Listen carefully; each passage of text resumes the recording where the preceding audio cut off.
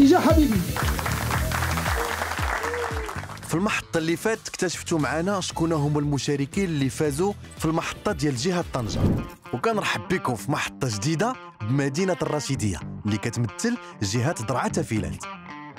ومن بين أهم الركائز اللي كتعتمد عليهم دار المقاول في برنامج أنا معاك هما حصص الكوتشينغ. لكم هاد الطابلوات بالعربية وغتبقى تدرب تقدم راسك المشروع في أقل من 5 دقائق اللي غتتكلج. هاد الحصص اللي كيعطيو للمشاركين ديالنا الثقة باش يقدموا المشاريع ديالهم على أحسن وجه. السلام عليكم، معكم حكيم شبران من مدينة ورزازات، 33 سنة. تقديم مشروع والدفاع عليه حاجة ماشي سهلة، وكل مشارك على حدة كيحاول يضبط المشروع ديالو ويلقى الطريقة المثالية باش يدافع عليه. حمدي علوي لاله الكبيرة من مدينة الرشيدية. المهنة ديالي خياطة.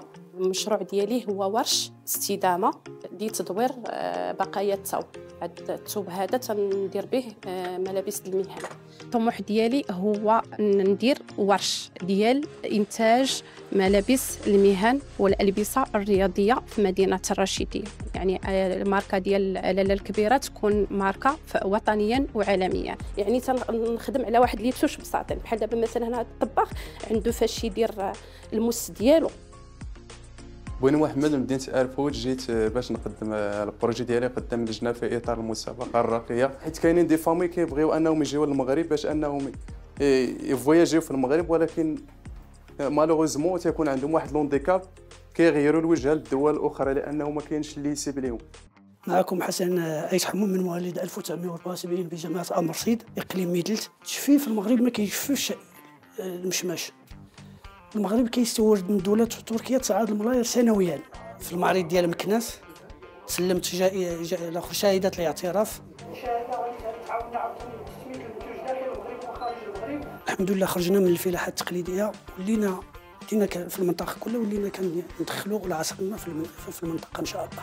المشروع ديالنا هو إنتاج وتسويق الأعلاف من مخلفات النخيل. أنا غنقدم لكم البروجي ديالي. جهة درعا فيلالت وفات بكل التوقعات، أفكار جديدة ومشاريع عندها مستقبل كبير. معكم عدي وعبد المجيد مدينة الريش. جيت باش نشارك في هذه المسابقة ديال أنا معاك اللي منظمها التجاري وفابون. المشروع غادي يحاول أنه يدخل في المجال ديال البناء الإيكولوجي، يعني أننا غادي نحاولوا نخدموا هذا البلاستيك اللي غادي يكون في المجال ديال العزل الحراري.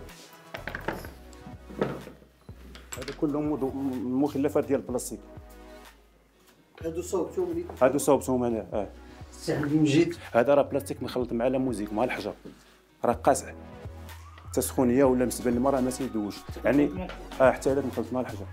السلام عليكم، معكم عبد الله الكريمي، جيت من مدينه زاكورا، جيت هنا باش نشارك في برنامج انا معاك اللي كتنظمو التجاري وفابونك. الوازيس روسيكلاج جابت مجموعه من المنتوجات مستخرجه من التمر 100% طبيعيه. هاد لي برودوي هادو اللي يمكننا نستعملوهم بزاف ديال الاستعمالات. عسل التمر لان حتى هو 100% طبيعي، كنستخرجوه من التمور الرطبه اللي ذات عندهم واحد لا فالور انرجيتيك تري امبورطون، يمكن لنا اننا نحولوها فاسيلمون سو فورم ديال واحد السكر، ان التيرناتيف ديال السكر الابيض اللي يمكننا ان نتغداو به في نفس الوقت كنحليو. صفيه ايمينوطرس مسير التعاونيات الازماج النسويه للزربيه الاصيله اقليم ورزازات. المشروع ديالنا عباره عن الزربيه القرويه الوزكيتيه كما قلت لكم ديال مناطق ايت وزكيت، واحد الزربيه اللي معروفه على الصعيد العالمي ديال الاشكال والانواع.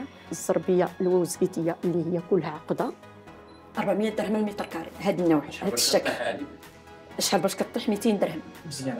قدمت المشروع ديالي الحمد لله وشرحته ولقى السي حسان الحمد لله من عند اللجنه. وهذه هي اللحظه الحاسمه، المشاركين مجموعين كيتسناو الاعلان على شكون هما الفائزين بهذه الجهه، وكنشوفوا على وجوههم بزاف ديال الخلعه وبزاف ديال الستريس. عبد المجيد المديوي.